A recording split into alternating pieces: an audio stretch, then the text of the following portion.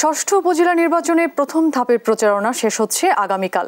নির্বাচনী প্রচারণার খবর জানাতে বরিশাল, বগুড়া থেকে যুক্ত হচ্ছেন সহকর্মী শফিক মুন্সি এবং সঞ্জু রায়। শুরুতেই যাব বরিশালে, সেখানে রয়েছেন সহকর্মী শফিক মুন্সি। শফিক, বরিশালে নির্বাচনী প্রচারণার খবর কি, আর প্রার্থীদের কোনো অভিযোগ আছে কিনা বিস্তারিত জানাবেন। আপনি জানেন যে আগামী 8 মে বরিশালের সদর এবং বাকেরগঞ্জ এই দুই উপজেলা পরিষদ নির্বাচন অনুষ্ঠিত হবে। আমরা কিন্তু প্রচারণা একদম শেষ মুহূর্তে আসলে এসে দাঁড়িয়েছি এবং এই সময় এসে দেখা গেছে যে বাকেরগঞ্জ এবং বরিশাল সদর এই দুই উপজেলায় কিন্তু বিভিন্ন প্রার্থী যারা আছেন, বিশেষ করে চেয়ারম্যান পদপ্রার্থী যারা, তারা বিভিন্ন অভিযোগ আসলে সামনে আনছেন। আমাদের কাছে বিভিন্ন সহিংসতার ঘটনার কিন্তু তথ্য এসেছে। আমরা বর্তমানে আছি বাকেরগঞ্জ উপজেলা পরিষদ নির্বাচন নিয়ে স্থানীয় আওয়ামী লীগের নেতা কর্মীরা আসলে কি ভাবছে আমরা একটু সে বিষয়ে জানার চেষ্টা করব। আমরা একজন আওয়ামী লীগের কর্মীর কাছে যাবো যে আপনাদের এই বাকেরগঞ্জ উপজেলা পরিষদ নির্বাচনের এখন পর্যন্ত আসলে পরিবেশ কেমন, প্রার্থীরা আসলে কিভাবে প্রচারণা চালিয়েছেন? এখন পর্যন্ত রাজীব আহমেদ তালুকদারের নির্বাচনী পরিচালনায় যারা আছেন এবং সমর্থক যারা আছেন, তারা সুন্দরভাবে আমাদের নির্বাচন প্রত্যেকটা ইউনিয়নে আশানুরূপ কাজ আমাদের চলতেছে এবং জনসাধারণের যে স্রোত ভেসে উঠেছে তাতে রাজীব আহমেদের যে কোনো অভিযোগ আসলে আসে কিনা? আপনার অভিযোগ আসলে প্রত্যেকটা ইউনিয়নে তাদের যে বক্তৃতাটা আসে সেটা বিশৃঙ্খলা এবং উচ্ছৃঙ্খলামূলক সন্ত্রাসী কার্যকলাপমূলক বক্তৃতা তারা দিয়েই থাকে। আর নেতা কর্মীদের একটা আক্রমণমূলক কারা দেয়, এটা যে আপনার আনারস মার্কার যে মতিউর রহমান বিশ্বাস ভাই এবং তার নেতাকর্মী যারা আছেন, তারা বিভিন্নভাবে বিভিন্ন সময় আমাদের নেতাকর্মীদের একটা হুমকির উপরই তারা রাখে। আজকে বিশেষ করে আমাদের বরপাশা ইউনিয়নে উঠান বৈঠক আছে 2টা, আমরা সেটা থানা নির্বাচনী কর্মকর্তার কাছ থেকে অনুমতি নিয়েছি, থানা ইনচার্জ কর্মকর্তার কাছ থেকে আমরা অনুমতি নিয়েছি। একটু আগে আমি শুনতে পারছি যে তার লোকেরা রাত্রে যে আমাদের যে জায়গায় উঠান বৈঠক হবে সে জায়গায় যে তারা রাত্রে পোস্টার দিয়ে সেই বাড়িতে ভরপুর নির্বাচনে আসলে প্রভাব বিস্তার করার আসলে কোনো প্রভাবশালী মহল থেকে কোনো প্রভাবশালী আমরা গতকালকে একটা দেখেছি যে আমাদের মাননীয় সংসদ সদস্য জেনারেল হাফিজ মলিক সাহেব উনি এলাকায় এসেছেন এবং ওনার একটা ফুটেজ আমরা ফেসবুকে যেটা দেখেছি সেটা সাধারণ মানুষের মধ্যে একটা বিভ্রান্তিকর সৃষ্টি হয়েছে যে উনি একজন সংসদ সদস্য, তার কথা এবং তার নেতাকর্মীদের যে কথাটা ছিল সেটা দেখে সবাই সাধারণ জনগণের মধ্যে একটা আতঙ্কিত কাজ করতেছে।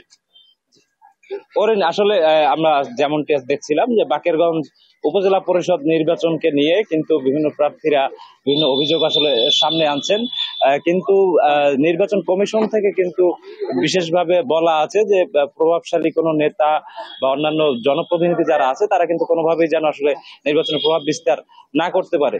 তবু এই পর্যায়ে এসে আসলে আমরা সর্বশেষ জেলা যে নির্বাচন কর্মকর্তা তার সাথেও কথা বলেছিলাম, তিনি কিন্তু আমাদেরকে বলেছে যে বরিশালে নির্বাচন সুষ্ঠু করার ব্যাপারে তিনি সর্বাত্মক প্রচেষ্টায় চালাবেন।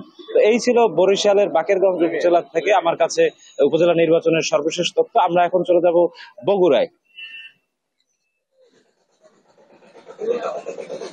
শফিক, ধন্যবাদ আপনাকে।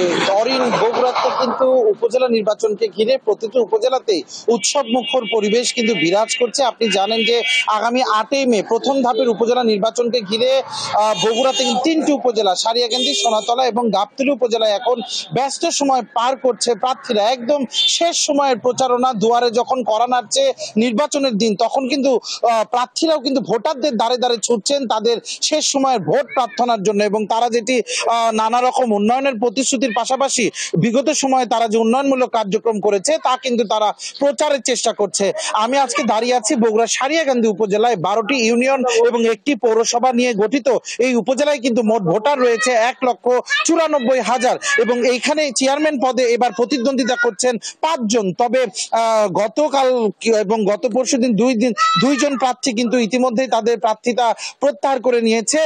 সেহেতু ভোটের মাঠে কিন্তু রয়েছে এখন 3 জন চেয়ারম্যান পদে এবং পুরুষ ভাইস চেয়ারম্যান পদে সবচেয়ে বেশি 7 জন এবং মহিলা ভাইস চেয়ারম্যান পদে প্রতিদ্বন্দ্বিতা করছেন 2 জন।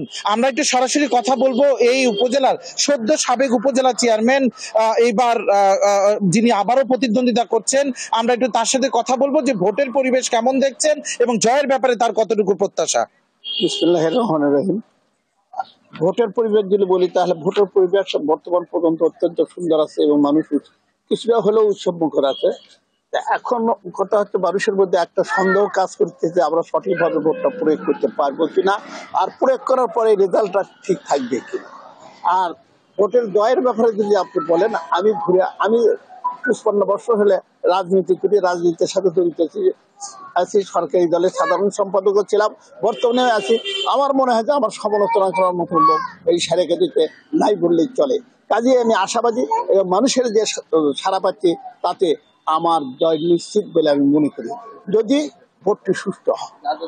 জনাব মন্টু, আপনাকে ধন্যবাদ। অরিন একজন প্রার্থী রেজাউল করিম মন্টু মন্ডল, তিনি যেটি জানাচ্ছিলেন যে ভোট যদি সুষ্ঠুভাবে হয় তাহলে কিন্তু জয়ের ব্যাপারে তিনি প্রত্যাশী।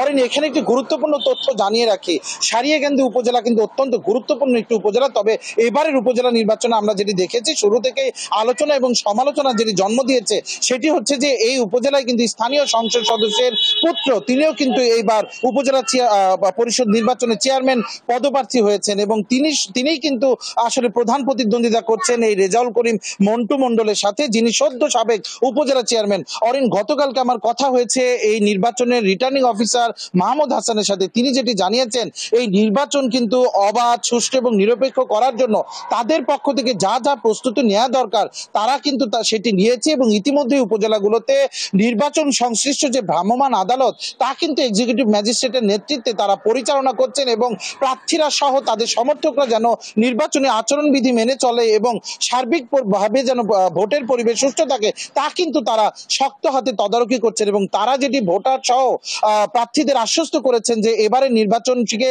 সুষ্ঠু করতে ভোটের দিন পর্যন্ত মাঠে কিন্তু পুলিশ, বিজিবি, র্যাবের পাশাপাশি এক্সিকিউটিভ ম্যাজিস্ট্রেট, জুডিশিয়াল ম্যাজিস্ট্রেটও কিন্তু দায়িত্ব পালন করবে এবং সুষ্ঠুভাবে কিন্তু প্রথম ধাপের নির্বাচন হবে, এটি প্রত্যাশা কিন্তু করছেন নির্বাচন সংশ্লিষ্ট সকলে।